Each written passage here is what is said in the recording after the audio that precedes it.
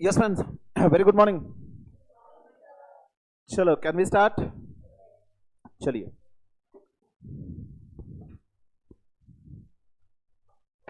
So every day first 10 minutes will be revising whatever we have discussed in the previous lecture. तो कल हमने क्या क्या discuss करा था? वाह. हमने पहले तो कॉन्स्टिट्यूशनल एंट्रीज देखे थे, right? First article 265. What does Article 265 says? इसको कुछ आता है काम. Article 265 says कि अगर आपको मतलब गवर्नमेंट को टैक्स कलेक्ट करना है तो पहले लॉ बनाना होगा, right? Means unless and until there is no authority of law any government can not collect taxes, right? तो पहले एक्ट बनाओ, एक्ट के तहत टैक्स कलेक्ट करो, राइट? तो लॉ बनाने की पावर आर्टिकल 245 ने दी थी. किसको दी थी? Parliament and state legislative assembly को, right? So in our country the law can be framed by either parliament or state legislative assembly, right? अब कौन सी लॉ पार्लियामेंट पास करेगा एंड कौन से law state legislative assembly pass करेगा? For that the division of power is been given in article 246 read with schedule 7, right? अब इसमें तीन list है, union list, state list and concurrent list. तो union list में जो भी एंट्रीज है तो उससे रिलेटेड लॉ बनाने की पावर रहेगी पार्लियामेंट के पास, right? And in this union list entry number, कौन सा एंट्री? इनकम टैक्स की पावर जो देता है, entry number 82 gives power to central government और parliament to frame law relating to income tax, right? तो income tax other than agricultural income, तो agricultural income पे सेंट्रल गवर्नमेंट टैक्स कलेक्ट नहीं कर सकता, उसकी पावर दी गई है स्टेट लिस्ट में, राइट? हालांकि वो बात अलग है कि स्टेट गवर्नमेंट ने भी कोई टैक्स कलेक्ट नहीं किया एग्रीकल्चरल इनकम पे, बट पावर उनके पास है. एंड कॉन्करेंट लिस्ट में दोनों गवर्नमेंट को पावर रहेंगी टू फ्रेम अ लॉ. मतलब कोई अगर सेक्टर हो, जैसे एजुकेशन सेक्टर में सेंट्रल गवर्नमेंट को भी लॉ बनाना है एंड स्टेट गवर्नमेंट को भी अपने अपने लॉ बनाने, तो that will be given in the concurrent list, right? So these were the constitutional entries. उसके बाद हमने इनकम टैक्स एक्ट स्टार्ट किया था. फर्स्ट वर्ड हमने ब्रेक किया था एक्ट, राइट? तो act basically gives a provision of law, right? तो इसमें सेक्शंस, टोटल कितने सेक्शंस है? 298 सेक्शंस आर देयर, राइट? अब इसमें हमने सब सेक्शन एंड क्लॉज को डिफरेंशिएट किया था. तो what do you mean bye sub section and what do you mean by clause? हाँ, और अनरिलेटेड पार्ट होगा तो clause, exactly. Sections are divided into several parts. If all parts are related, then we'll call it as subsection. And if there is no relation, there is no linking in the parts, then we call it as clause, right? उसके बाद हमने यहाँ पे proviso and explanation भी discuss करा था. तो proviso क्या स्पेसिफाई करता है? Exception to the provision, and explanation clarification देता है, right? Then we had seen rules, income tax rules. तो रूल्स पहले तो फ्रेम कौन करता है? CBDT, central board of direct taxes. तो एक्ट फ्रेम कौन करता है? पार्लियामेंट. एक्ट फ्रेम करता है पार्लियामेंट. तो जो गवर्नमेंट है पार्लियामेंट के बोथ हाउसेस में वो पास होता है. And rules are framed by the CBDT. तो रूल्स में इंप्लीमेंटेशन ऑफ लॉ दिया रहता है, right? How the law will be implemented, उसके रूल्स यहाँ पे इनकम टैक्स रूल्स में दिए रहते हैं, राइट? देन उसके बाद हमने नोटिफिकेशन देखा था. नोटिफिकेशन कौन फ्रेम करता है? Notifications are also framed by the CBDT. And notification are for communication of changes, right? उसके बाद हमने सर्कुलर्स देखा था. Circulars are also framed by the CBDT. Circulars are merely clarifications, right, relating to interpretation of provision. Notification जो है that is binding on the people. क्या circulars people पे bind करता है? नहीं. Circulars are merely clarification for the department. तो department में एक ही प्रोविजन पे डिफरेंट डिफरेंट ओपिनियंस या डिफरेंट डिफरेंट इंटरप्रिटेशन नहीं होना चाहिए, इसलिए सीबीडीटी क्लैरिफाई करता है बाय इशूइंग सर्कुलर्स. देन उसके बाद हमने केस लॉज देखे थे. जो हाई कोर्ट या सुप्रीम कोर्ट का जो जजमेंट आएगा that itself becomes a law. लेकिन आपके सिलेबस के लिए ये केस लॉ एप्लीकेबल नहीं है. जब आप फाइनल में आओगे तो फाइनल में ये case laws will be also part of your syllabus. तो जब आपकी एग्जाम रहेगी उससे पहले 6 मंथ्स के जो recent case laws will be there, that will be a part of syllabus. तो ऐसे उसका एक अलग सा बुकलेट निकालता है। Okay, and then finance act, हर साल जो इनकम टैक्स में जो चेंजेस करने हैं that are been done by the finance act. या बजट में पहले चेंजेस होते हैं, वो बिल रहता है, वो बोथ हाउसेस ऑफ पार्लियामेंट में पास होने के बाद, प्रेसिडेंट असेंट के बाद, that becomes a finance act, right. Election year में 2 फाइनेंस एक्ट आते हैं, एक होता है इंटरिम बजट एंड दूसरा होता है फाइनल बजट, राइट। तो अपने लिए कौन सा फाइनेंस एक्ट रिलेवेंट है? Finance act 2023 is applicable for our exam, right. Okay, उसके बाद हमने नेक्स्ट पार्ट जो डिस्कस किया था वो इनकम था। इसमें हमने देखा था कि अगर कोई रेगुलर एक्टिविटी हो तो वो इनकम कहलाएगा, अगर सिंगल एक्टिविटी से इनकम कमा रहे हो तो that also will be income. भले आप लीगल वे से कमा रहे हो या इलीगल वे से कमा रहे हो, वो इनकम आपका टैक्सेबल होगा, राइट। ग्रॉस या नेट, कौन सा टैक्सेबल होगा? Net, right. इसमें हमने ग्रॉस टोटल इनकम देखा था, नेट टोटल इनकम देखा था। अब gross total income is simply summation of your 5 heads of income. तो कौन से heads of income are there? Salary, house property, PGBP, capital gains and income from other source. यहां पे सैलरी इनकम टैक्सेबल होगा, house property में कौन सा income taxable होगा? रेंटल इनकम टैक्सेबल होगा। देन पीजीबी में कौन सा इनकम टैक्सेबल होगा? Professional and business income taxable होगा। कैपिटल गेन्स में सेल ऑफ एसेट, तो कोई कैपिटल रिसीट हो तो यहां पे टैक्सेबल होगा जो यहां पे स्पेसिफाइड है, right. And income from other source, all remaining income, तो डिविडेंड आ सकता है या इंटरेस्ट आएगा, etcetera etcetera, an number of incomes are there which will see in this part, right. Net total income, ये जो टोटल है this will call it as gross total income. इसमें से लेस क्या करेंगे? चैप्टर 6A के deductions less करेंगे, राइट। डिडक्शन लेस करने के बाद जो मिलेगा वो होगा आपका नेट टोटल या टैक्सेबल इनकम, राइट। तो यहां पे एग्जम्पशन एंड डिडक्शन में डिफरेंस क्या है? Okay, and deduction, okay, and here you are saying Prem,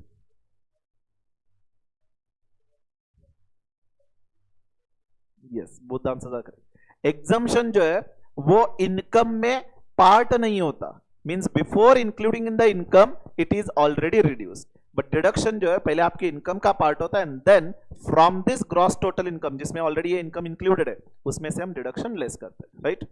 okay, I guess this much we had scene.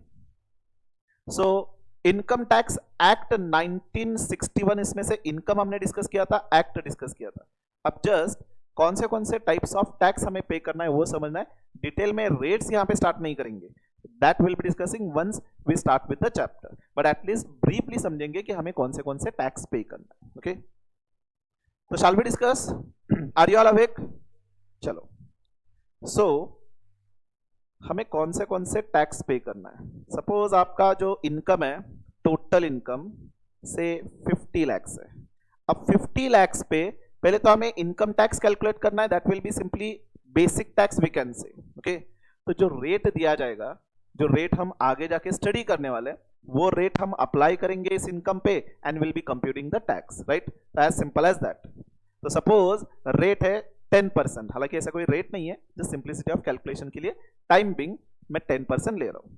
तो 10% आपके इनकम पे कैलकुलेट किया जाएगा, तो 50 lakhs पे 10%, 5 lakhs आपका बेसिक टैक्स होगा, राइट। तो basic tax is calculated simply as income into rate. अब रेट डिटेल में चर्चा करेंगे बाद में, okay. Sorry. Now apart from this basic tax there is one more tax called as surcharge. Government basic tax के अलावा surcharge भी collect करता है। सरचार्ज का meaning simply additional tax we can say. Additional tax means suppose government को revenue बढ़ाना है, government का, वैसे गवर्नमेंट को जो इंफ्रास्ट्रक्चर डेवलपमेंट के लिए खर्च करना है वो पैसे कहां से आएंगे? टैक्स से आएंगे, राइट। तो गवर्नमेंट ने यहाँ पे बेसिक टैक्स कलेक्ट किया 5 लाख, लेकिन that much money is not sufficient for all infrastructure development.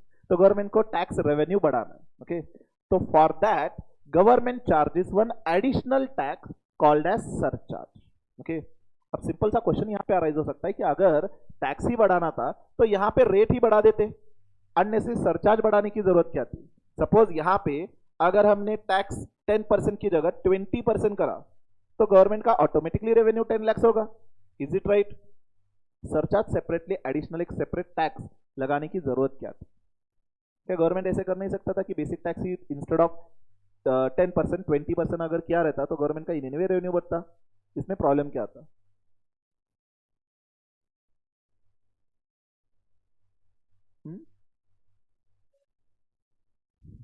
तो सरचार्ज आएगा ना तो भरेंगे.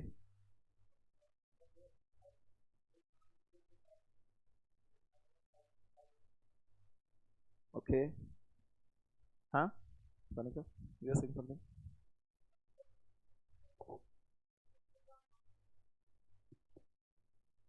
ओके. एक्चुअली आपको सरचार्ज पता नहीं इसलिए, but what I was saying कि गवर्नमेंट को अगर रेवेन्यू बढ़ाना था तो अगर बेसिक टैक्स ही बढ़ा लेते तो रेवेन्यू इनवे बढ़ने वाला था. लेकिन प्रॉब्लम क्या है यहाँ पे, अगर हमने बेसिक टैक्स इंक्रीज करा तो that tax will be applicable to all the people in the economy, right?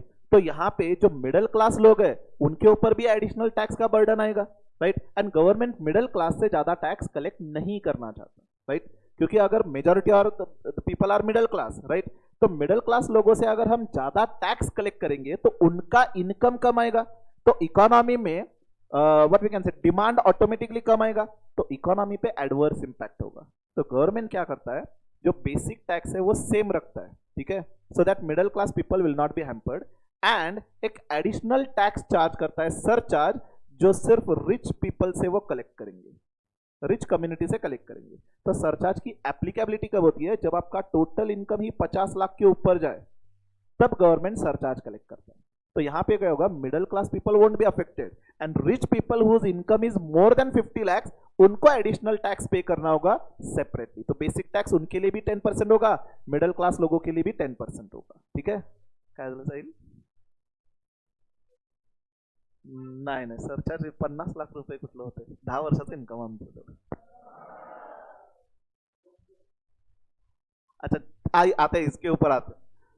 तो when we used to be student, हमने भी सेम किया था. पहले जब number of students, fees multiply करके कैलकुलेटर पे पहले कैलकुलेट करके देखना कि सर कितना कमा लेते. चलो anyways, coming back to the point, government को अपना टैक्स का रेवेन्यू बढ़ाना है, तो बेसिक टैक्स वो इंक्रीज नहीं करेंगे, वो सेम रखेंगे. एक और एडिशनल टैक्स कलेक्ट करेंगे, सरचार्ज, राइट? अब सरचार्ज की एप्लीकेबिलिटी उन्होंने रखी है, एक स्पेसिफिक लिमिट के ऊपर अगर आपका इनकम जा रहा है, then and then only surcharge will be applicable. जैसे फॉर एग्जांपल अगर आप इंडिविजुअल हो एंड आपका इनकम 50 लाख के ऊपर जा रहा है, तो सरचार्ज लगेगा एट द रेट 10%. ओके. अब यहां पे सरचार्ज कलेक्ट करने की पावर सेंट्रल गवर्नमेंट को किसने दी? कौन देगा? अगेन कॉन्स्टिट्यूशन देगा, राइट? तो ये कॉन्स्टिट्यूशन में आर्टिकल 271 सेंट्रल गवर्नमेंट को पावर देता है या पार्लियामेंट को पावर देता है to collect one additional tax called as surcharge. आइए एक बार रीड करते हैं आर्टिकल 271. ये पॉइंट्स हमने ऑलरेडी डिस्कस किए थे, article 265, 245 and 246. Article 270 and 271 read करते हैं. इससे एक बेसिक पॉइंट मुझे हाईलाइट करना है, देयरफॉर वी आर रेडी. क्या दिया देखिए, 270 क्या कहता है? ये कॉन्स्टिट्यूशन के आर्टिकल्स है. Okay. All the taxes, duties except specified shall be levied by central government and it will be distributed between the union and state government in a manner specified by president or through recommendation of finance commission. And article 271 क्या कहता है देखिए, notwithstanding anything in article 270, parliament may at times increase any of the duty or tax referred to in those articles by surcharge for the purpose of union, and whole proceeds of such surcharge shall form part of consolidated fund of India. अब ये दो article हमने दो article से क्या समझा? Article 270 क्या कहता है? जो भी सेंट्रल गवर्नमेंट टैक्स से पैसा कलेक्ट करेगा, वो टैक्स का पैसा central government and state government में बांटा जाएगा. That will be distributed. Okay. Proportion either president decide करेगा या फाइनेंस कमीशन डिसाइड करेगा. Okay. But what is been told, article 270 कहता है कि सेंट्रल गवर्नमेंट जो भी टैक्स का पैसा कलेक्ट कर रहा है वो डिस्ट्रीब्यूट किया जाएगा। अब देखिए सेंट्रल गवर्नमेंट के पास बहुत सारे पावर्स होते हैं, N number of taxes they are collecting, तो सेंट्रल गवर्नमेंट के पास बहुत पैसा होता है। अब स्टेट गवर्नमेंट के पास कम सोर्सेज ऑफ रेवेन्यू है, जैसे वैट हुआ करता था, अब जीएसटी में भी एक पार्ट है जिससे वो पैसा कमाते हैं, लेकिन ऑब्वियसली सेंट्रल गवर्नमेंट ज्यादा अमीर होगा, राइट। अब स्टेट गवर्नमेंट को पैसे सेंट्रल गवर्नमेंट देता है from the tax collected.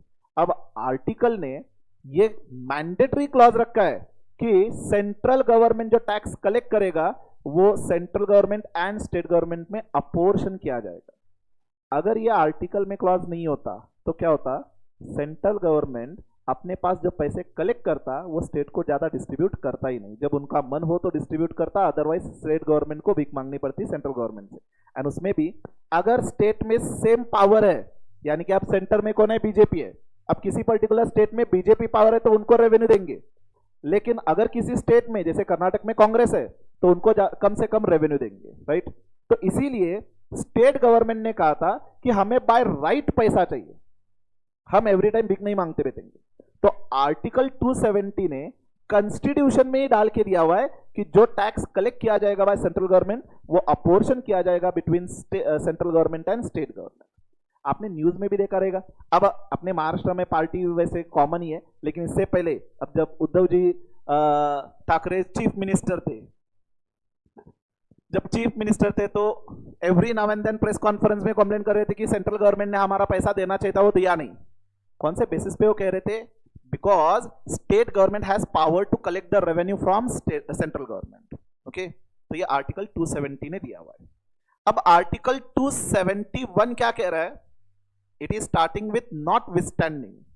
What you mean bye not withstanding, ये आपके लॉ में हुआ रहेगा, नॉट रिलेटेड,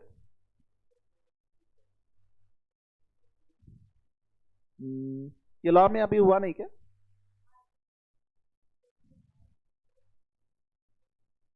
ओके, हाँ, टू सम एक्सटेंट।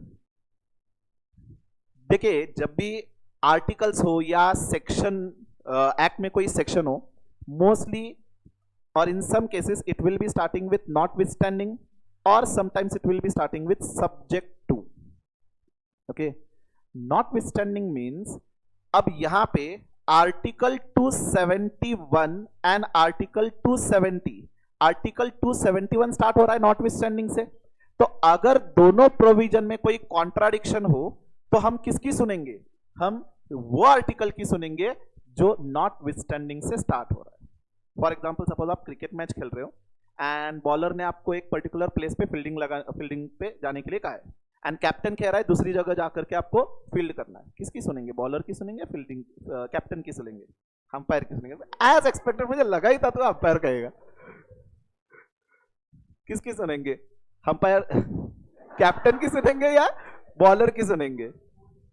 हाँ, दोन ऑप्शन मतलब सांगा, किसकी सुननी चाहिए, बॉलर की सुननी चाहिए या कैप्टन की? हाँ, बॉलर की सुनो, मतलब नेक्स्ट मैच में कैप्टन आपको टीम से बाहर ही निकाल देगा। किसके पास डोमिनेटिंग पावर है, कैप्टन के पास है, राइट। तो हमें सुनना होगा कैप्टन का, right. So whenever there is a contradiction, suppose in this case contradiction between say captain and bowler, the dominating power is with captain, right. तो captain will say notwithstanding whatever is been told by the bowler, you have to listen to me only, right। तो यहां पे अगर कोई section या article notwithstanding से start हो रहा है तो दैट इज डोमिनेटिंग, मींस इस सेक्शन या आर्टिकल के साथ कोई दूसरा प्रोविजन कॉन्ट्राडिक्ट कर रहा है तो किसकी सुनेंगे, इसकी सुनेंगे, राइट। बाकीचं कोण काय पण सांगू दे, ऐकायचं कोणाचं, ज्या ह्याच्यात notwithstanding ने स्टार्ट व्हायला, okay. And if any provision is starting with subject to, means it is a dominated section. If it has been given subject to provisions of this article, मतलब अगर ये section, for example suppose section 5 and section 6, section 6 में कहा है कि subject to section 5, मतलब अगर 5 and 6 में अगर कोई कॉन्ट्राडिक्शन है तो सुनेंगे किसकी, 5 की सुनेंगे, क्योंकि सेक्शन 6 जो है वो डोमिनेटेड सेक्शन है। Have you all understood? तो whenever there is a notwithstanding, what do you mean by that, if there is a contradiction between the provisions, then we have to listen of that particular provision which is starting with notwithstanding, okay। तो article 271 start कर रहा है not withstanding से, not withstanding anything given in article 270। 270 क्या कह रहा है, जो भी सेंट्रल गवर्नमेंट रेवेन्यू कलेक्ट करेगा इन फॉर्म ऑफ टैक्स वो बांटा जाएगा। अब 271 कह रहा है कि हम आर्टिकल 270 की नहीं सुनेंगे, तो whatever is been given in 271 relating to surcharge, तो हमें 271 की सुनना है। अब 271 में क्या दिया हुआ है कि पार्लियामेंट में increase the tax by one more tax called as surcharge, and this surcharge will be for the purpose of union. यहां पे कॉन्ट्राडिक्शन है, सेंट्रल गवर्नमेंट सरचार्ज तो कलेक्ट करेगा एंड ये सरचार्ज अब किसका रेवेन्यू होगा, सिर्फ और सिर्फ यूनियन यानी कि सेंट्रल गवर्नमेंट का होगा, ये बांटा नहीं जाएगा। ओके तो देखिए 270 क्या कह रहा था, डिस्ट्रीब्यूट करो। 271 कह रहा है कि सरचार्ज सिर्फ यूनियन के पास रहेगा, तो किसकी सुनेंगे, 271 की सुनेंगे। मतलब surcharge won't be distributed, surcharge will be the total revenue of central government only. Okay and it will be a part of consolidated fund of India, यानी कि जो सेंट्रल गवर्नमेंट के तिजोरी में जो पैसा आता है उसको हम कहते हैं consolidated fund of India. Okay तो it will be a part of consolidated fund of India that can be use for development. इसमें से हम किसी स्टेट गवर्नमेंट को डिस्ट्रीब्यूट नहीं करेंगे। कौन सा टैक्स डिस्ट्रीब्यूट नहीं करेंगे, सरचार्ज। ओके तो हियर जो बेसिक टैक्स हम कलेक्ट करते हैं वो कलेक्ट कौन करेगा, सेंट्रल गवर्नमेंट, लेकिन इसका पार्ट सेंट्रल गवर्नमेंट खुद के पास रखेगा एंड स्टेट गवर्नमेंट को डिस्ट्रीब्यूट करेगा depending upon the proportion which is been told by the president, right. इसके अलावा एक और टैक्स कलेक्ट करेंगे हम, सरचार्ज। अब सरचार्ज जो है वो सिर्फ और सिर्फ सेंट्रल गवर्नमेंट का ही रेवेन्यू होगा, वो स्टेट गवर्नमेंट में डिस्ट्रीब्यूट नहीं किया जाएगा। Have you understood this? Now for our example total income was suppose say 60 lakhs। अब इस पे बेसिक टैक्स टाइमिंग में ले रहा हूं 10%, तो 6 lakhs टैक्स आएगा, ठीक है। अब इस पे सरचार्ज आएगा, surcharge supposing eight the rate again 10%। Okay question arises कि 10% इनकम पे कैलकुलेट करे या टैक्स पे कैलकुलेट करे। It will be calculated on tax not on the income. ये जो 10% है वो टैक्स पे कैलकुलेट करेंगे, तो बेसिक टैक्स के सर पे एक एडिशनल चार्ज क्रिएट कर रहे हैं जिसको हमने नाम दिया सरचार्ज। ओके तो रिमेंबर ये जो 10% है ये इस पे कैलकुलेट नहीं करना है, सिर्फ बेसिक टैक्स जो है वो इनकम पे कैलकुलेट होगा। ओके तो surcharge will B 6 lakhs into 10% यानी कि 60,000। Have you understood? तो अब तक हमने दो टैक्स पढ़े, एक है बेसिक टैक्स तो जो इनकम पे कैलकुलेट होता है, दूसरा सरचार्ज जो टैक्स पे कैलकुलेट होगा। ओके एक और टैक्स है called as cess. Now what is difference between tax and cess? नहीं बता, फाउंडेशन में वगैरह नहीं हुआ?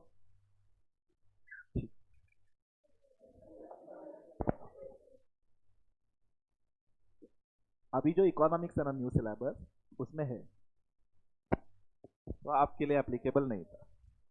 ठीक है चलिए डिस्कस करते हैं। जो गवर्नमेंट टैक्स से पैसे कलेक्ट करता है, ये जो टैक्स है that can be used for any developmental purpose.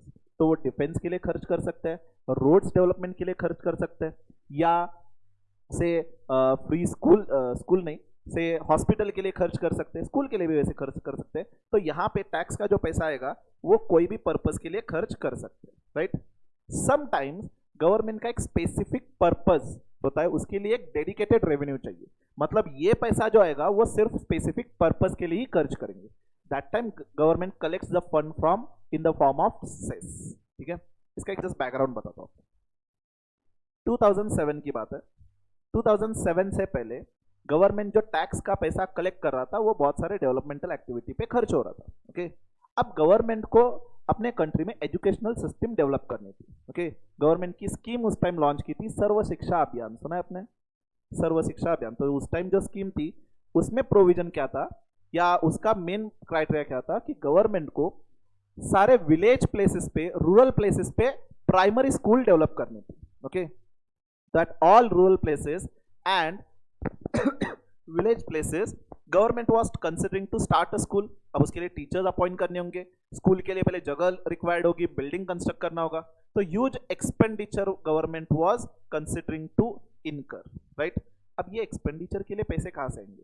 क्योंकि जो ऑलरेडी टैक्स से जो पैसा आ रहा था वो बहुत सारे डेवलपमेंटल एक्टिविटी के लिए खर्च हो रहा था. Okay, so that time I guess finance minister was P Chidambaram. तो उन्होंने ये सोचा कि ये जो स्कूल के लिए एक्सपेंडिचर है या एजुकेशन के लिए एक्सपेंडिचर है, उसके लिए हमारे पास एक सेपरेट रेवेन्यू होना चाहिए. तो गवर्नमेंट ने एक नया टैक्स स्टार्ट किया called as education cess. Education cess was charge that time at the rate 2%. अब एजुकेशन सेस से जो पैसा आएगा वो पूरा का पूरा सिर्फ एजुकेशनल एक्सपेंडिचर के लिए ही खर्च होगा, कोई दूसरे पर्पस के लिए खर्च नहीं होगा. Are you getting? So difference between the tax and cess, tax can be used by government for any purpose. Cess से जो पैसा आएगा गवर्नमेंट का, वो पैसा सिर्फ वो स्पेसिफिक पर्पस के लिए ही खर्च होगा. तो गवर्नमेंट आज के रेट में आपसे बेसिक टैक्स कलेक्ट करती है, सरचार्ज कलेक्ट करती है एंड एजुकेशन सेस भी कलेक्ट करती है. ओके, तो कंटिन्यू करते हैं ये स्टोरी को पहले.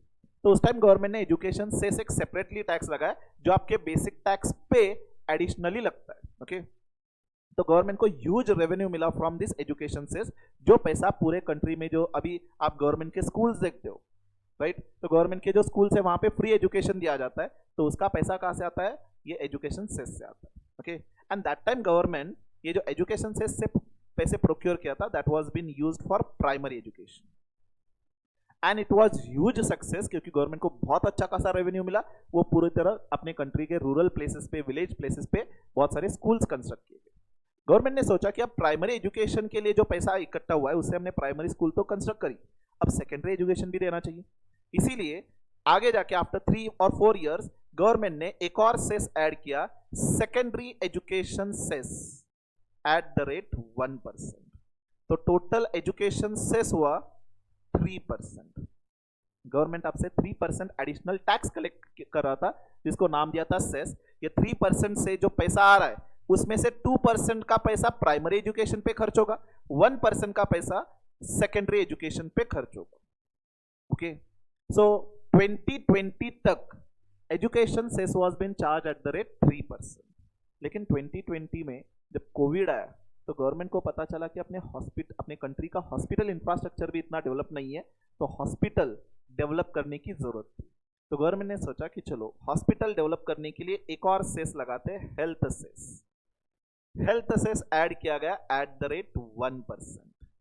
तो बस आज के रेट में 4% एजुकेशन सेस लगता है.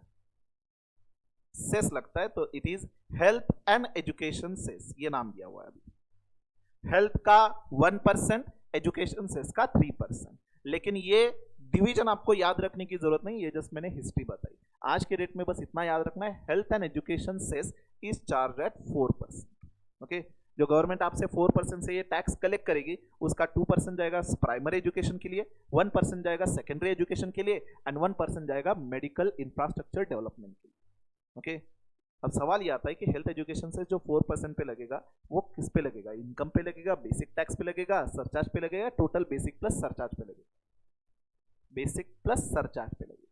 Means suppose your total income is से 60 lakhs, तो इस पे बेसिक टैक्स पहले कैलकुलेट करना होगा. हालांकि रेट अभी तक हमने डिस्कस नहीं किया, just we are getting conversant with और we are getting just known with this what are the types of tax. तो इसलिए मैंने टाइमिंग एग्जांपल लिया 10%. तो suppose basic tax is 6 lakhs. अब इस पे सरचार्ज ऐड होगा से 10%, तो सरचार्ज 10% कैलकुलेट किया जाएगा बेसिक टैक्स पे, दैट इज 60,000. तो टोटल कितना होगा? 6,60,000. एंड इस पे हेल्थ एजुकेशन सेस ऐड होगा एट द रेट 4%. क्या आप एग्जाम में ये शॉर्ट फॉर्म यूज कर सकते हो, HEC? यस, यूज कर सकते हो. क्या आप सरचार्ज की जगह S लिख सकते हो? नहीं, ये टाइमिंग मैंने लिखा है, ठीक है, आपको पूरा सरचार्ज लिखना होगा. ये health education cess commonly we use as HEC. Okay, basic tax भी पूरा लिखना होगा आपको, या सिंपली टैक्स लिख सकते हो, टैक्स या टैक्स लायबिलिटी. ओके, हाँ, हेल्थ एजुकेशन से आप HEC लिख सकते हो एट द रेट 4%. एंड ये 4% कैलकुलेट होगा 6,60,000 पे. ये हर पर्सन पे एप्लीकेबल होता है. Health education cess will be applicable for all person. I come back to this point. यहां पे कितना आ रहा है 6,60,000 पे 4%? 26,400. So this much will be the health education cess and total tax will be 6,86,000 400. Okay, अब question ये पूछा गया था विच इज राइट क्वेश्चन कि हेल्थ एजुकेशन सेस भी क्या रिच पर्सन पे अप्लाई होगा? Answer is no. Health education cess will be applied on all the person who are paying the tax. Mean suppose आपका टोटल इनकम है 10 लाख. अब basic tax आएगा at the rate 10% यानी कि 1 लाख. अब यहाँ पे सरचार्ज नहीं आएगा क्योंकि आपका टोटल इनकम 50 लाख के ऊपर नहीं है, राइट? तो सरचार्ज नहीं आएगा 1 लाख एंड इस पे हेल्थ एजुकेशन सेस आएगा एट द रेट 4%. अगर आपका बेसिक टैक्स सिर्फ 10,000 है तो भी इस पे हेल्थ एजुकेशन सेस आएगा. Health education cess will be charge on all the taxes. Okay, all the taxes मतलब इनकम टैक्स में भले आप इंडिविजुअल हो, कंपनी हो, फर्म हो, कोई भी टैक्स हो उस पे हेल्थ एजुकेशन सेस 4% से ऐड होगा ही. ओके, तो भले आप रिच पर्सन हो या मिडिल क्लास पर्सन हो, अगर आपकी टैक्स लाइबिलिटी आ रही है तो हेल्थ एजुकेशन सेस ऐड होगा.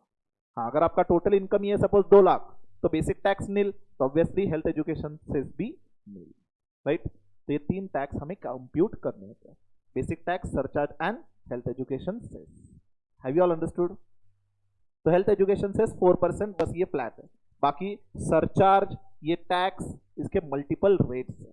ओके, जो आगे जाके हम जो फर्स्ट चैप्टर उसमें डिस्कस करेंगे. Okay, so this was all about the introductory part.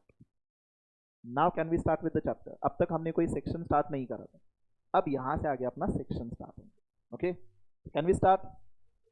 चलो, तो यार इसमें मेजर पार्ट ये जो हमने आर्टिकल 265, 245, 246 ये डिस्कस किया हुआ है. Okay, then 271 we have discuss this. What is tax, that also we have discuss. Direct tax क्या होता है, इनडायरेक्ट टैक्स क्या होता है, we have already discuss.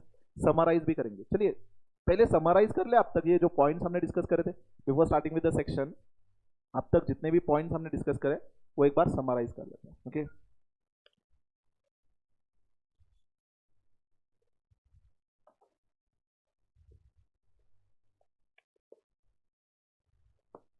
Summary notes में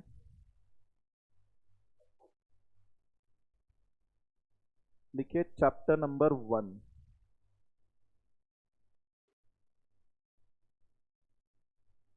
basic concept.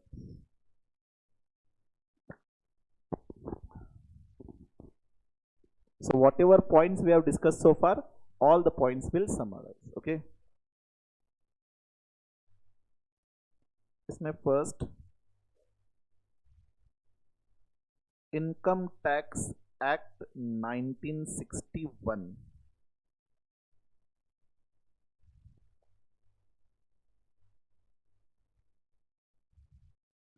Income Tax Act 1961.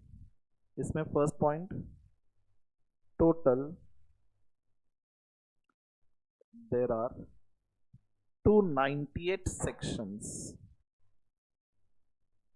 and 14 schedules.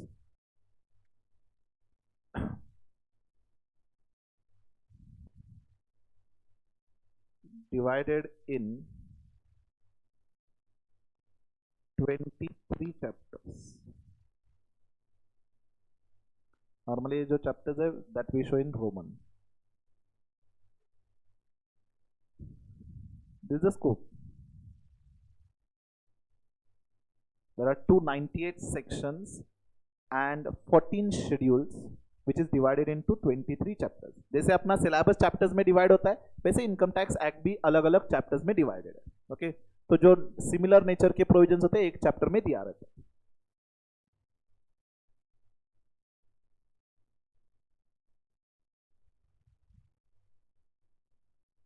Next point, difference between first, नीचे next line, subsection and clause. Subsection and clause. Subsection के नीचे लिखेंगे that part of section which are related, and clause में that part of section which are not related.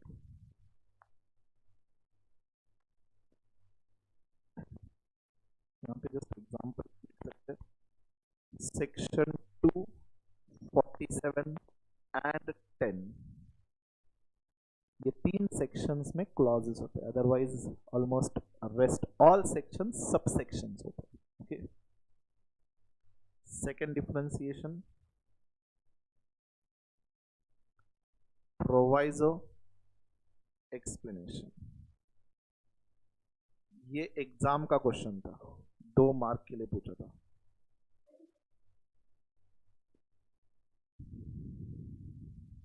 तो just एक एक point लिखना था. Proviso spells exception to section and explanation, that is it gives clarification about section. It gives clarification about section.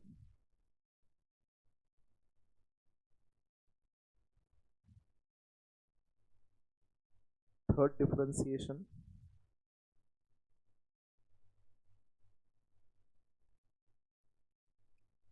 exemption,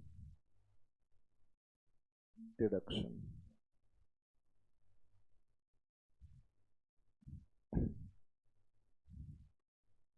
Exemption में लिखिए first point,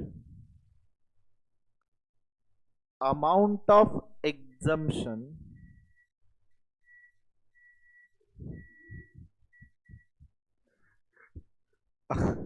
amount of exemption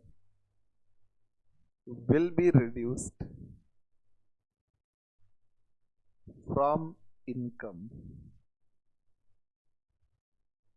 Amount of exemption will be reduced from income,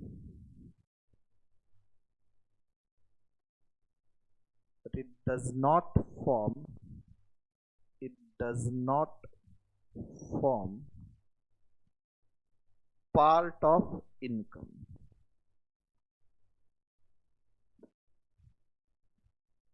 And deduction में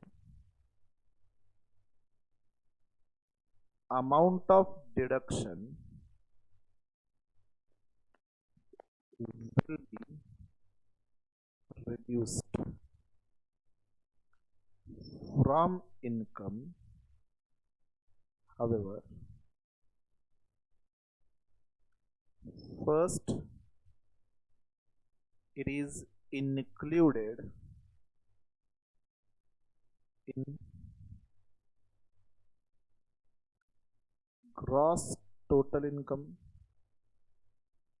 It is included in gross total income, and then it is reduced.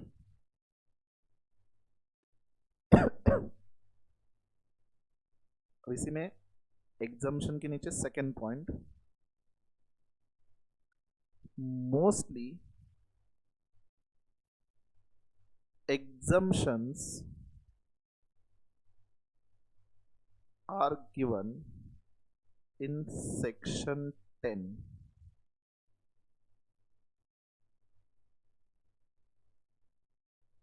and mostly general deductions are given in section 80. आगे जाके हमें section भी पढ़ना है, section 10 भी पढ़ना है, 80 भी पढ़ना है.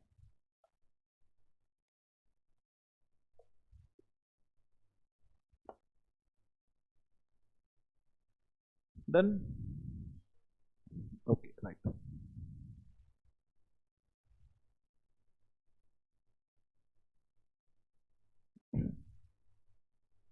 Completed?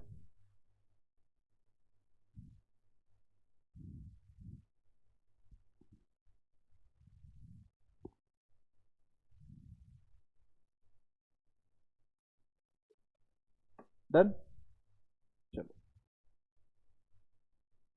write down second point, ये हमने फर्स्ट लिखा था as income tax act 1961, right? Now write down second point, income tax rules, income tax rules 1962। अब एक्ट आपका 1961 में एंड रूल्स 1962 क्यों है वो बाद में समझेंगे, okay?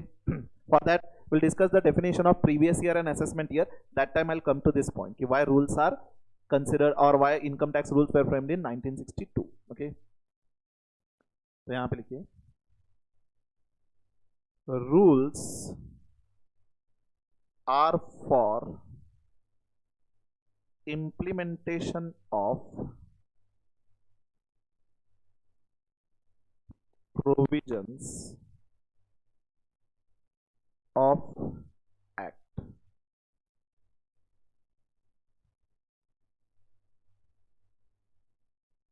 Next line, CBDT frames rules.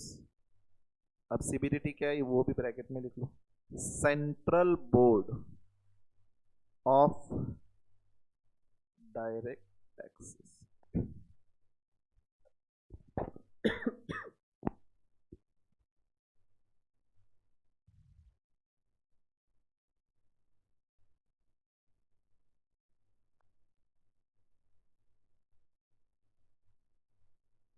Third, notifications, इसमें लिखिए it is communication of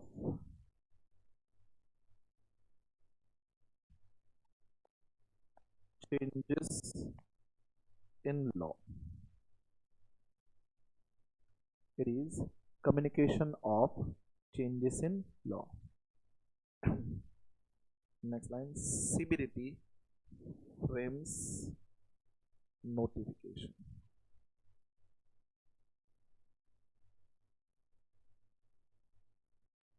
And third point in it, notifications are binding on people of country.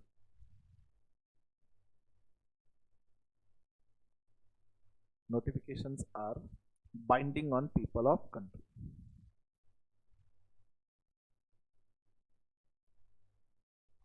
Fourth,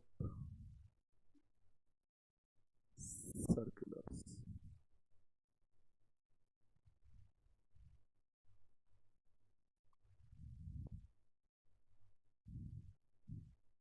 It is clarification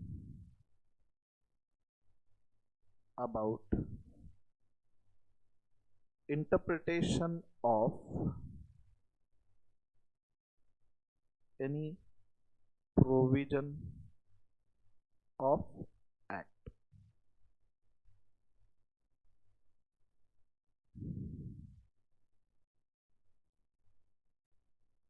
CBDT frames circular.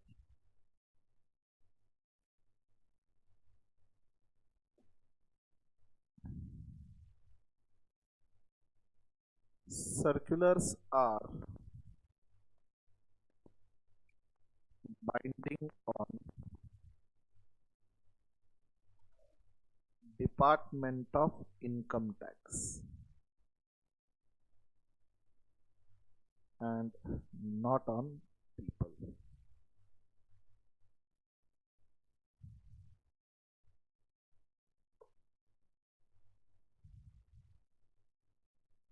Then यहाँ पे एक note लिखिए,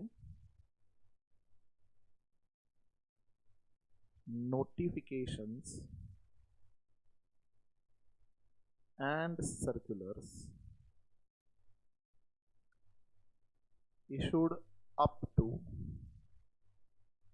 30th April 24 are applicable for November 24th attempt. 30 अप्रैल तक जो भी circulars या notifications आएंगे, जो आईसीएआई ऑब्वियसली नोटिफाई करेगा, वो आपके सिलेबस का पार्ट है, आपके अटेम्प्ट के। Okay, fifth, finance act.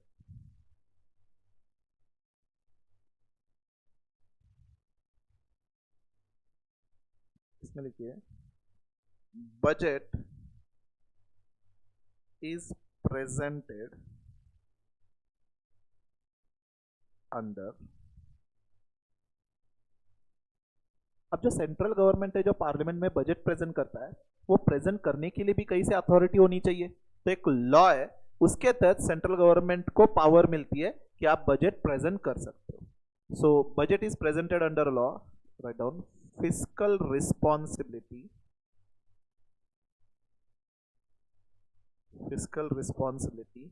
and budget management act 2003।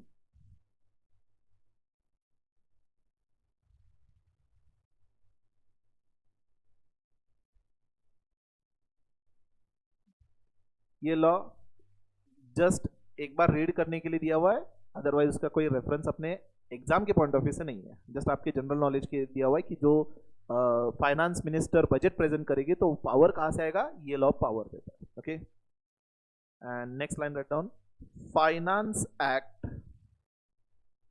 23 is applicable for year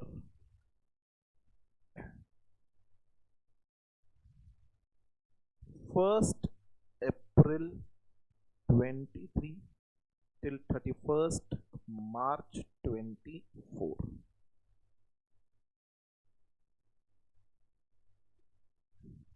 and this Finance Act 23 is applicable for May/November 24 attempt.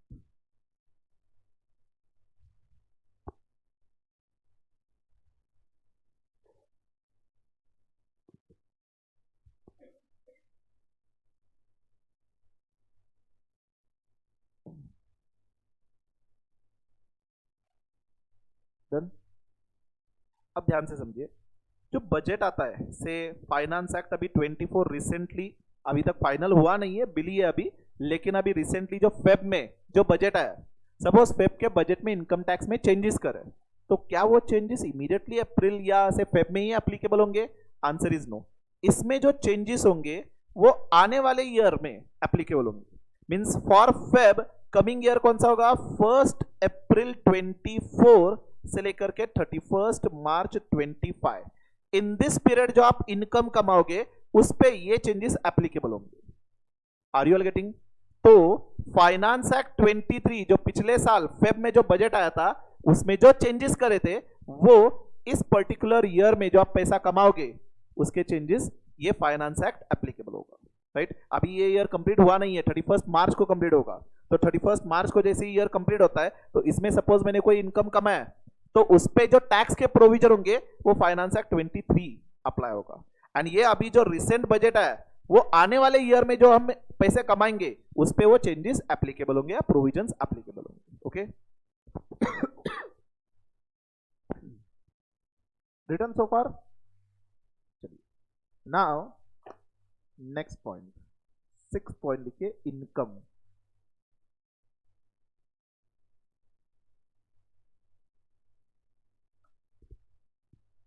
इसमें 2 पार्ट कीजिए।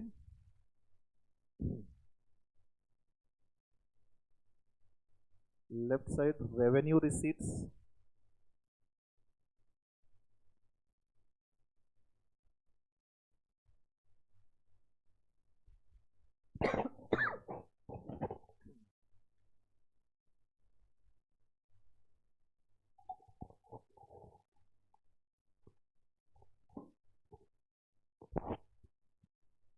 revenue receipt always taxable, always taxable unless specifically exemption slash deduction given.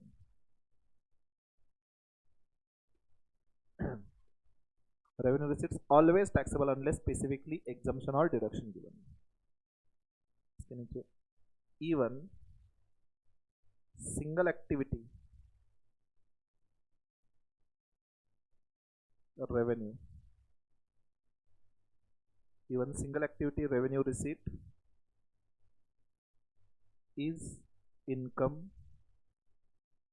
and thus taxable. Example, lottery winning, sale of say old furniture, etc.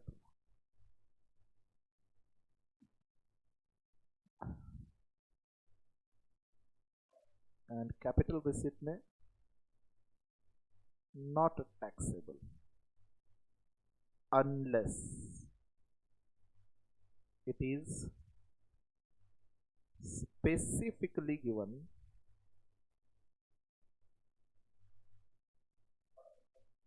in law that is taxable. मतलब normal case में कोई भी capital receipt हो तो not taxable, लेकिन अगर income tax act में कही दिया है कि ये कैपिटल रिसीट टैक्सेबल होगा, जैसे कैपिटल गेन्स में दिया हुआ है कि कौन से एसेट सेल करके आप जो पैसे कमाओगे वो टैक्सेबल होगा, तो वो टैक्सेबल होगा यहाँ पे. So whenever specific provision is there कि this capital receipt is taxable, then only it will be taxable, otherwise it won't be taxable. तो एक एग्जांपल दिया था मैंने कि अगर आपकी रूरल एग्रीकल्चर लैंड है, वो सेल करके पैसे कमा रहे हो, तो कैपिटल गेन्स में कहीं पे भी प्रोविजन नहीं कि रूरल एग्रीकल्चर लैंड पे टैक्स लगाया जाए. तो इन दैट केस जो कैपिटल रिसीट है पूरे के पूरे एग्जेम्प्ट होगी, उसके ऊपर कोई टैक्स पे करना नहीं है आपको. Okay, now write down 7th point. Written so फार?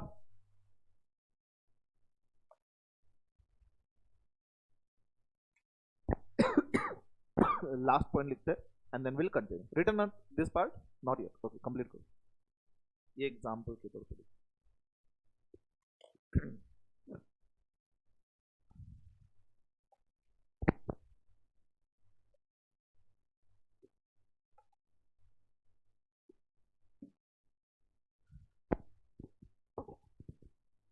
डन. अब लास्ट पॉइंट लिखिए, ग्रॉस टोटल इनकम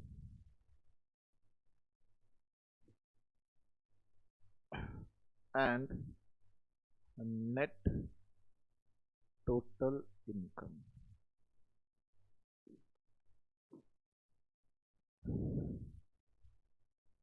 अब एक टेबल बनाते हैं, serial number, particulars, right hand side rupees.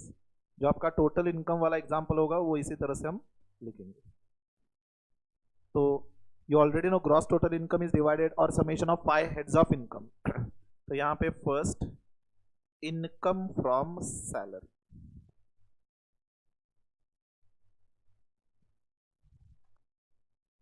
Income from salary, and इसका स्कोप भी यहां पे लिख लेते हैं. कौन से सेक्शंस?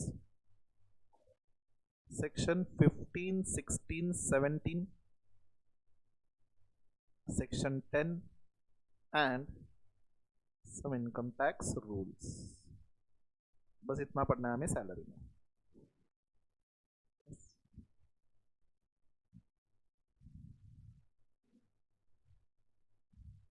बस section 15, 16, 17 and 10 and income tax rule बस 100 पेजेस का है.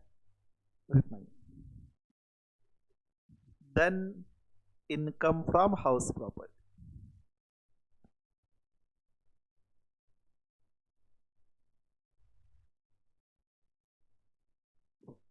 ये एकदम छोटा सा टॉपिक है. Section 22 to section 27. यहां पे कोई रूल्स वगैरह नहीं है. सेक्शन 22, 23, 24, 25, 26, 27, बस इतना ही. छोटे छोटे सेक्शन है, एक्चुअल में छोटे छोटे. C profit and gains from business or profession.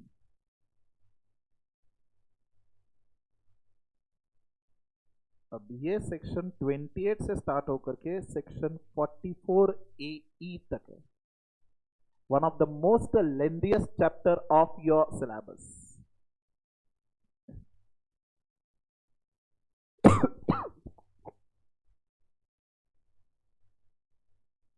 Then capital gains. Section 45 to section 55A. And जैसे कि आप जानते हो कि इनकम टैक्स में ये 45 टू 55 मतलब ऐसे नहीं कि बस 10 सेक्शंस है. तो 45 में ही ऑलमोस्ट 8-9 सेक्शंस आ गए. 45, 45A, 45(1)A, 45(1)B, 45(2), 3, 4, so on, and number of sections are there. And last, income from other source. Again, this is very small chapter, section 56 to 59. बस इतने ही, बस 3 ही सेक्शन है, 3 नहीं 4, 56, 57, 58, 59. And this total is called as gross total income.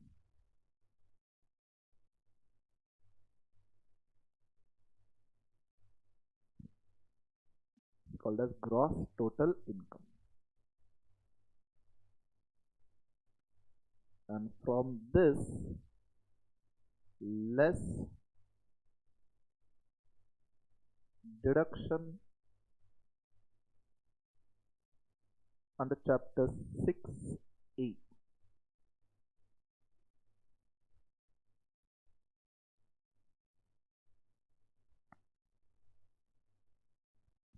A should be written like this. 6A अगर लिखा then also it is wrong. जब income tax में मैं कैपिटल A लिख रहा हूं तो कैपिटल A ही लिखना है. There are sections जैसे for example 40A and 40A, ये स्मॉल a and ये अलग अलग sections are there. Okay, so net total income.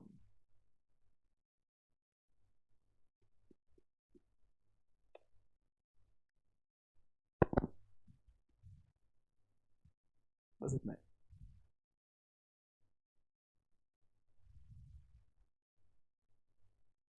अब इसमें बहुत सारे और एडजस्टमेंट्स आएंगे, क्लबिंग का एडजस्टमेंट, सेट ऑफ का एडजस्टमेंट, लेकिन शुरुआत में इतना सब कुछ लिखने की जरूरत नहीं है.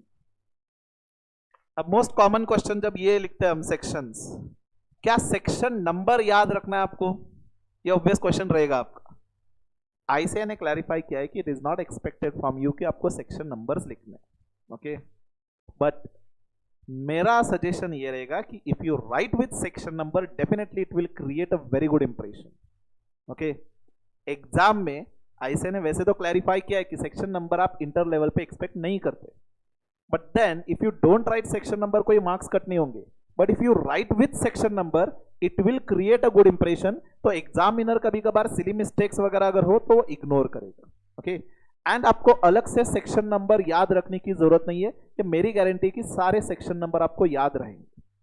हम क्लास में ही उतना रिवीजन करेंगे एवरीडे ऑल सेक्शन नंबर्स के साथ.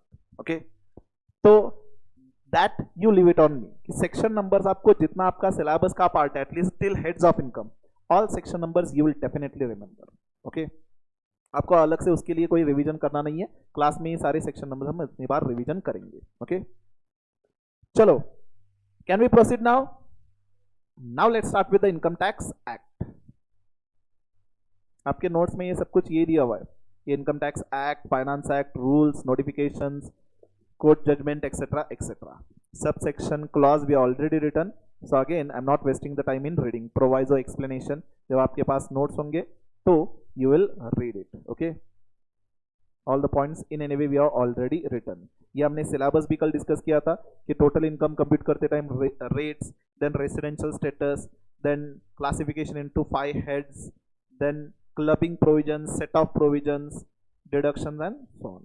राइट, तो ये कल हमने सिलेबस ऑलरेडी डिस्कस करा हुआ है. तो same thing is been given. Now income tax act 1961 section 1, किसी भी लॉ का फर्स्ट सेक्शन हमें 3 चीजें बताता है, भले वो कंपनी लॉ हो, इनकम टैक्स लॉ हो या जीएसटी हो, कोई भी लॉ हो तो हमें 3 चीजें बताता है। एक, वो लॉ का या एक्ट का टाइटल क्या होगा। Second, it will be applicable for which particular area, मतलब एक्सटेंड क्या क्या वो लॉ सिर्फ पूरे कंट्री में अप्लाई होगा या पर्टिकुलर एरिया में अप्लाई होगा या पर्टिकुलर स्टेट में अप्लाई होगा। And third, date of commencement of that law. Okay, ये 3 चीजें हमें कोई भी लॉ बताएगा, शॉर्ट टाइटल, एक्सटेंड, कमेंसमेंट। तो शॉर्ट टाइटल क्या है, इनकम टैक्स एक्ट 1961, राइट, ये तो आपको ऑलरेडी पता है। इट अप्लाइज टू, एक्सटेंशन क्या है उसका, it applies through full country that is India, right. अब अर्लियर, अभी क्या है, आर्टिकल 370 अब्रोगेट तो हुआ है, लेकिन उससे पहले ये even if the word would have been it is applicable in India, आपको पता रहेगा कि जम्मू एंड कश्मीर में सेपरेटली उनके स्टेट लेजिस्लेटिव असेंबली से वो अप्रूव करवाना पड़ता था। शायद आप उसको उसकी स्टोरी पता रहेगी, पता है ना आपको आर्टिकल 370 क्या था, या एब्रोगेट क्यों हुआ, या आर्टिकल 370 के प्रोविजंस क्या थे, पता है?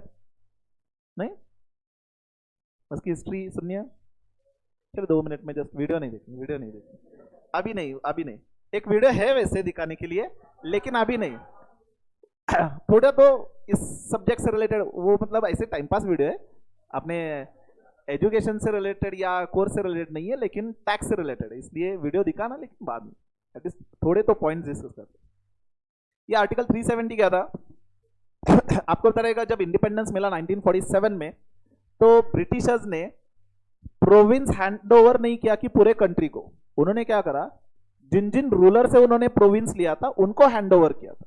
ओके, मीन से महाराष्ट्र का कोई अगर रूलर हो तो उनको हैंड ओवर किया था, कर्नाटक में कोई रूलर हो तो उनको हैंड ओवर किया था। तो जिन महाराजा से उन्होंने वो प्रोविंस लिया था उनको हैंड ओवर करके गए थे।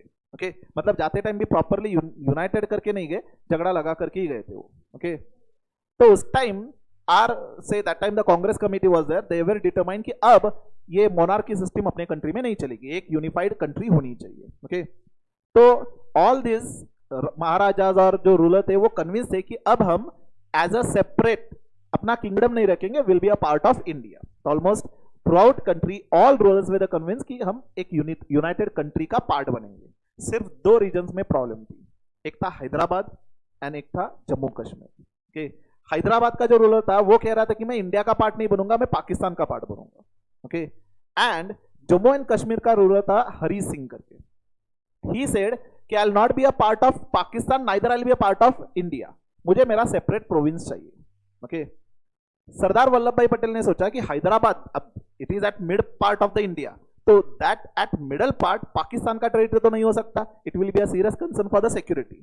तो सरदार Vallabh Bhai Patel he was focusing on Hyderabad.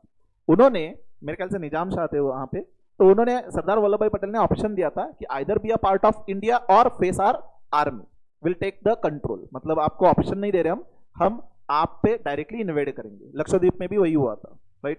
Otherwise Pakistan, वो भी हिस्ट्री पता होगी कि Pakistan was trying to invade on the Lakshadweep, just 15 minutes पहले सरदार वल्लभ भाई पटेल ने भेजा था अपनी आर्मी को, 15 मिनट्स या 30 मिनट्स पहले लक्षद्वीप पे अपनी आर्मी गई, इसलिए Lakshadweep is part of India, otherwise it would have been part of Pakistan.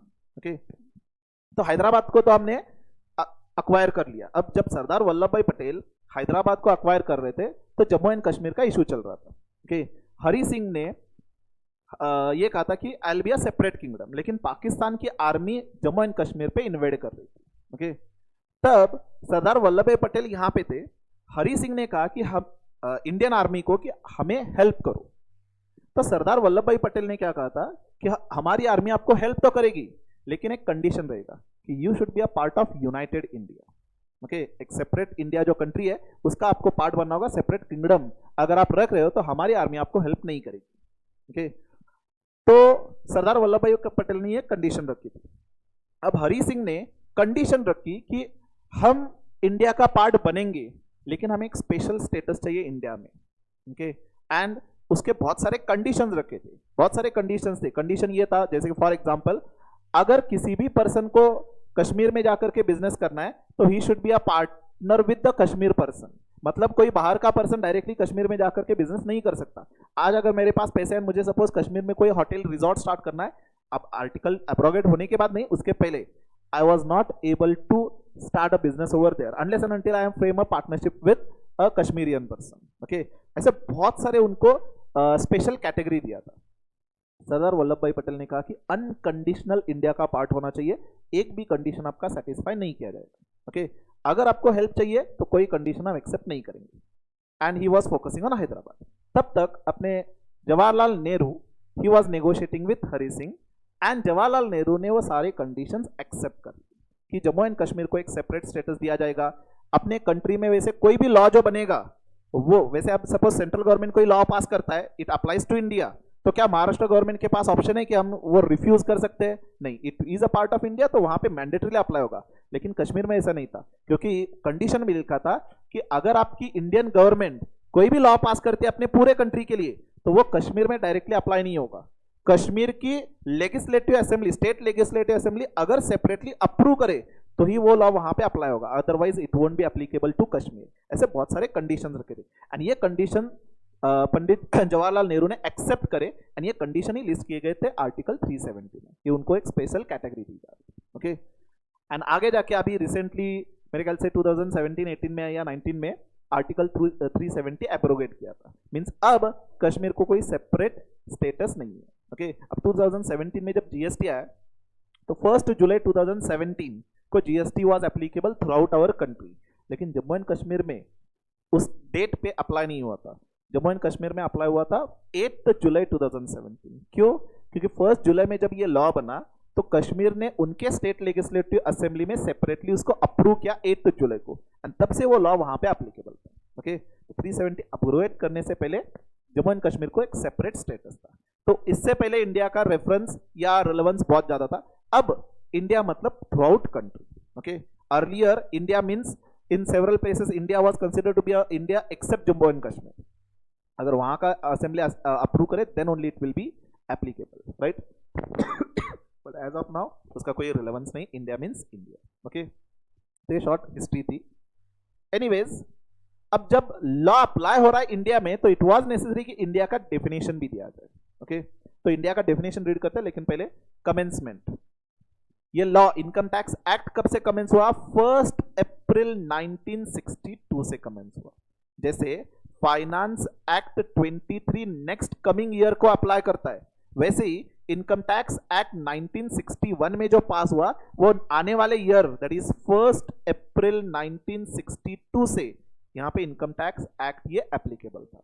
Okay, उससे पहले income tax act 1922 was applicable. Okay, तो तीन चीजें यहां से समझ में आती है: short title, extent, commencement. Short title income tax act 1961, extent applies throughout a country India, and third date of commencement 1 अप्रैल 1962 से वो applicable है अपने कंट्री. ओके, अब यहाँ पे इंडिया का डेफिनेशन क्या है? अब section 1 for all the law is short title, extent and commencement. किसी भी लॉ का सेक्शन 2 डेफिनेशन होते हैं. ओके, दुनिया भर के डेफिनेशन सेक्शन 2 में दिए रहते हैं and number of definitions are there. जो रिलेवेंट डेफिनेशन अपने डिस्कशन रिलेटेड होगा वो डेफिनेशन हम रीड करेंगे. ओके, तो यहां पे इंडिया इनकम टैक्स में डिफाइन किया हुआ है सेक्शन 225A में. ये सब सेक्शन आपको याद रखने की बिल्कुल जरूरत नहीं. एटलीस्ट मेरा एक्सपेक्टेशन है कि आपको ये सेक्शन नंबर्स याद रहेंगे. और इतना तो याद रहेगा कि सारे डेफिनेशन वैसे सेक्शन 2 में दिया हुआ है. ओके, तो इंडिया का डेफिनेशन क्या है आइए रीड करते एक बार. First point, India means territory of India as per article 1 of constitution. Second, its territorial waters, continental shelf, exclusive economic zone or any other maritime zone as defined in. अब ये law है, ये इतना बड़ा एक लॉ का नाम है. लॉ क्या है? Territorial waters, continental shelf, exclusive economic zone and other maritime zone act 1976. बस इतना छोटा सा लॉ का नाम है. Third, seabed, subsoil, underlying territorial waters, and fourth, airspace above its territory and territorial waters. ये छोटा सा डेफिनेशन है इंडिया का. एक एक करके हमें पॉइंट समझना है इसमें.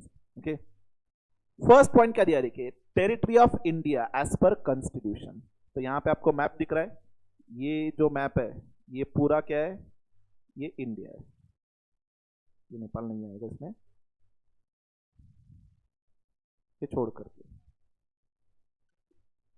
हेलो,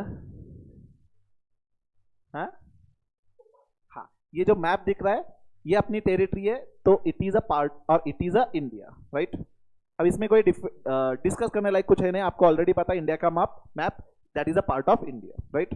सेकंड क्या दिया देखिए, territorial waters. Now what do you mean bye territorial waters?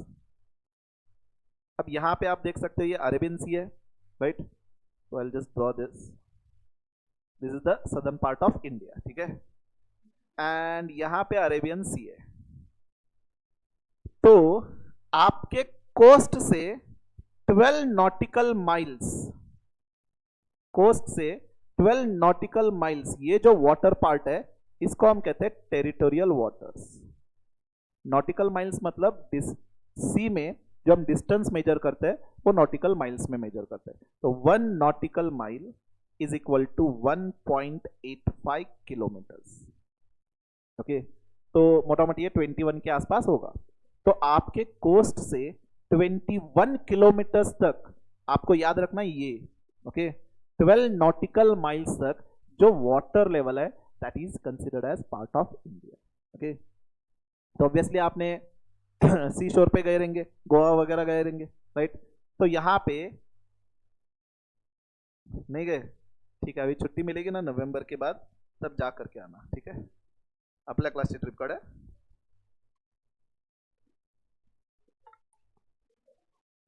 देखेंगे सोचेंगे।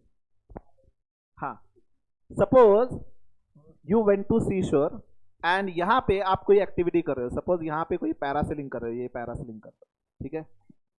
एंड इसका पैसा आपने यहीं पे शिप पे दिया है, ओके। तो ये जो कंसर्न्ड पर्सन है जो ये ऑर्गेनाइज कर रहा है उसका इनकम हो रहा है, will it be considered as he is earning income in India? And if he is earning in India तो इनकम टैक्स एक्ट 1961 अप्लाई होगा उस पर, राइट। तो this is considered to be a part of India, okay. तो यहाँ पे जो activities हो रही, कोई भी एक्टिविटी अगर हो रही है तो it will be a part of India, that is उसके ऊपर इनकम टैक्स एक्ट 1961 अप्लाई करेगा, ओके। एंड ये 12 नॉटिकल मतलब बहुत डिस्टेंस वाला पार्ट होता है, क्योंकि आप सी शोर जब जाते हो तो हार्डली कितना से 10 मीटर 50 मीटर से आगे आप मोस्टली नहीं जाते। तो 12 nautical miles it is far at distant place, okay. तो यहाँ पे बहुत सारे एक्टिविटीज से फिशिंग वगैरह अगर हो रहा है या कोई भी कमर्शियल एक्टिविटी हो रही है तो that will be considered as part of India, okay. Have you understood meaning of 12 sorry territorial waters? Now second given to you over here is continental shelf. Now what do you mean by continental shelf? Now whenever you go to say sea, तो यहाँ पे you can walk around, right? पानी में भी आप चल सकते हो, लेकिन उसका डेप्थ ग्रेजुअली नीचे नीचे जा रहा होता है, एक पर्टिकुलर डिस्टेंस तक ही जा सकते हो आप। तो नॉर्मली सी में कैसा होता है, डेप्थ ग्रेजुअली आगे जा रहा होता है and then suddenly a steep shallow part होता है, ओके। सिंपल वर्ड में गहरा पानी होता है वहां पे, एंड देन यहाँ पे ये जो सी या ओशियन है उसका बेड आएगा, ओके। तो ये जो पार्ट है जहां पे एक स्टीप शैलो पार्ट आ रहा है, okay, this is called as continental shelf. तो वो टेरिटोरियल वाटर्स के अंदर भी हो सकता है या आगे भी हो सकता है ना। At some places continental shelf is something like this, 12 nautical miles के अंदर ही वो स्टिफनेस स्टार्ट होता है, okay. This will be called as continental shelf and at some places it might be after 12 nautical miles, तो this will be a continental shelf. जहां पे भी ये स्टिफनेस पार्ट है ये कॉन्टिनेंटल शेल्फ होगा, it is a part of India. ये specifically government ने क्यों इंक्लूड करा है, क्योंकि यहाँ पे क्योंकि वाटर लेवल या वाटर करंट बहुत स्ट्रांग होता है, तो बहुत सारे एक्टिविटीज होते हैं यहाँ पे, जैसे इलेक्ट्रिसिटी जनरेट करना, फिशिंग, बहुत सारे मिनरल्स यहाँ पे अवेलेबल होते हैं।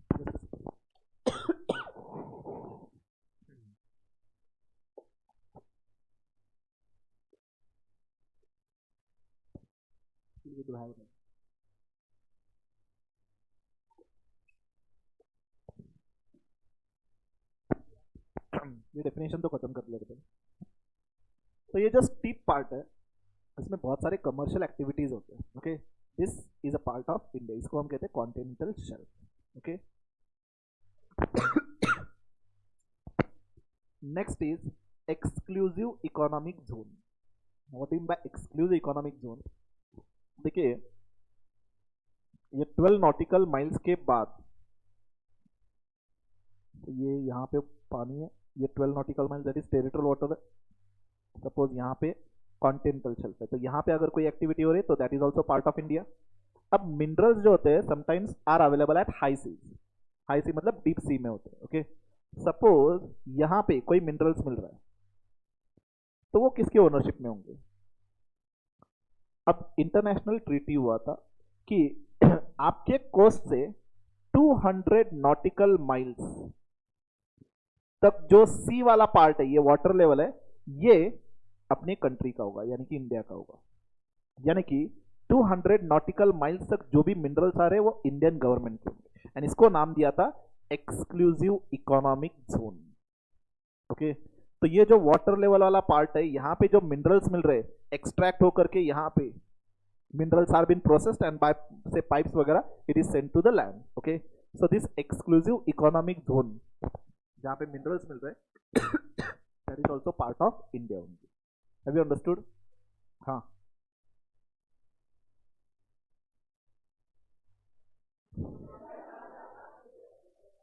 अब इश्यू क्या आ सकता है कि अब ये जो क्वेश्चन था कि यहाँ पे 200 नॉटिकल माइल्स कैन बी से contradicting with the two countries. जैसे फॉर एग्जांपल यहाँ पे श्रीलंका है, अब कोस्ट से तो हार्डली 60-70 किलोमीटर है, तो क्या श्रीलंका भी इंडिया का पार्ट मानेंगे?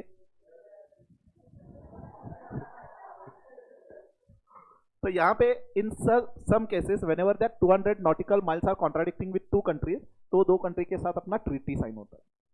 ओके, तो अकॉर्डिंगली सपोज अब पाकिस्तान का भी यहाँ पे से यहाँ पे पाकिस्तान आ रहा है तो उनके 200 नॉटिकल माइल्स में आएगा, तो there will be a treaty sign कि एक पर्टिकुलर साइड में ये वाला area exclusive economic zone Pakistan का होगा एंड यहाँ पे ये वाला area exclusive economic zone India का होगा। इंडिया में भी श्रीलंका में भी एक साइन किया हुआ है up to one particular imaginary line India का ओनरशिप में आएगा, one particular imaginary line Sri Lanka की आएगा। हाँ हाँ, यस, पाकिस्तान का कोस्ट लाइन है ना, ज्योग्राफी अभी पढ़ना होगा। यहाँ पे इंडिया अभी गुजरात एंड राजस्थान के बाद ये पाकिस्तानी तो स्टार्ट होता है, ठीक है, तो उनको भी कोस्ट लाइन है, भले छोटा है लेकिन उनका भी कोस्ट लाइन है। ओके, चलो 3 part, territorial waters from coast 12 nautical miles, continental shelf a shallow part और steep part beneath the water, exclusive economic zone coast से 200 नॉटिकल माइल जो भी मिनरल्स एक्सट्रैक्ट होंगे वो माना जाएगा part of India. Okay, that is been defined over here. Then third point, sea bed sub soil underlying territorial waters. तो इसका meaning क्या है?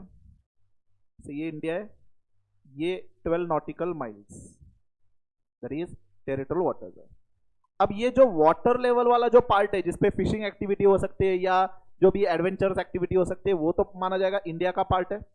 अब उसके नीचे जो सी बेड है ये, या यहाँ पे कॉन्टिनेंटल शेल्फ हो सकता है, ये ग्राउंड पार्ट सिंपल वर्ड्स में, तो जो सी बेड है that also will be a part of India.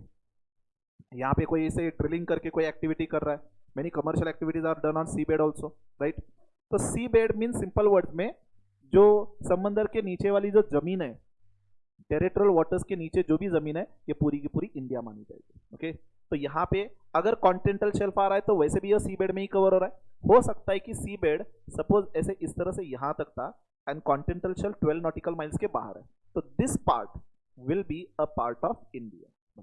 Okay, sea bed and sub soil, sub soil मतलब सी बेड के नीचे सपोज कोई माइंस वगैरह हम ड्रिल करके नीचे जा रहे हैं, जमीन में नीचे जा रहे हैं, तो वो जो सबसॉइल है that also will be a part of India. तो ड्रिल करके अगर हम नीचे जा रहे हैं अर्थ में एंड अर्थ के उस साइड से अमेरिका से बाहर आ गए तो अमेरिका भी अपना पार्ट होगा, ठीक है। तो यहाँ पे सी बेड एंड सबसॉइल समझ में है। And then air space, suppose यहाँ पे ये इंडियन टेरिटरी है एंड इसके टेरिटोरियल वाटर्स है। अब सपोज यहाँ पे कोई ये प्लेन जा रहा है, मान के चलिए प्लेन है, ठीक है, एंड यहाँ पे कोई कमर्शियल एक्टिविटी हो रही है, प्लेन जैसे दिख तो रहा है ना, नहीं तो लिखना होगा दिस इज एरोप्लेन। अब यहाँ पे कोई कमर्शियल एक्टिविटी हो रही है, जैसे फूड्स वगैरह आर बीन सोल्ड वगैरह, तो that also will be considered to be a part of India. तो any air space about territory as well as territorial waters, sea bed beneath territorial waters, it will be a part of India. तो याद रखने के लिए simple है, बस 3 clause याद रखना है, एक टेरिटरी, एक वाटर एंड एक एयर. टेरिटरी मतलब अपना नॉर्मल मैप, वाटर में 2 part, territorial waters, continental shelf, exclusive economic zone. Territorial waters 12 nautical miles तक आएगा, continental shelf steep part beneath the water and exclusive economic zone 200 nautical miles तक आएगा. And water में second part सी bed या subsoil below territorial waters. Territorial waters के नीचे वाली जमीन ही अपनी है, ठीक है, आगे वाली जमीन अपनी नहीं है. Okay, and air space about territory and territorial waters, it will be a part of India. Here same thing is been shown. यहाँ पे एक कोस्ट है, यहाँ से 12 नॉटिकल माइल्स तक टेरिटोरियल सी है. कॉन्टिनेंटल शेल्फ यहाँ पे से शैलो पार्ट दिख रहा है, तो ये कॉन्टिनेंटल शेल्फ है. एंड ये हाई सीज, हाई सीज में भी 200 नॉटिकल माइल्स तक एक्सक्लूसिव इकोनॉमिक जोन है. यहाँ पे एक और जोन दिया हुआ है, कॉन्टेजियस जोन, लेकिन ये अपने सिलेबस का पार्ट नहीं है, ये कस्टम में डिफाइंड है. ओके, जस्ट रेफरेंस निकल के आया तो इसलिए बता रहा हूँ. 12 नॉटिकल माइल्स के आगे नेक्स्ट 12 नॉटिकल माइल्स तक, नेक्स्ट 12 नॉटिकल माइल्स तक जो एरिया है इसको हम कहते हैं कॉन्टेजियस जोन. मतलब आपको सपोज ये पार्ट जो है 12 नॉटिकल माइल्स यहां से यहां तक, यहां पे समंदर में कहीं पे भी घूमना हो, you can freely roam, right. आपको उसके लिए पासपोर्ट की जरूरत नहीं है. But the moment you are crossing this line, you should be having passport because you are exiting the Indian territory. Okay, and यहाँ पे कस्टम अथॉरिटीज की पावर होती है, इंडियन कस्टम अथॉरिटीज की पावर होती है. तो जो भी इंटरनेशनल गुड्स इंपोर्ट या एक्सपोर्ट होंगे, यहाँ पे एक स्पेसिफिक रूट फॉलो करना होता है. ओके, अगर आप स्पेसिफिक रूट फॉलो नहीं कर रहे तो custom authorities can stop you. तो कस्टम की पावर यहाँ पे होती है, कस्टम अथॉरिटीज कि जो गुड्स स्मगलिंग करके आते हैं, यहाँ पे custom authorities they will keep check on it. Okay, तो कॉन्टेजियस जोन डिफाइन किया हुआ है कस्टम एक्ट.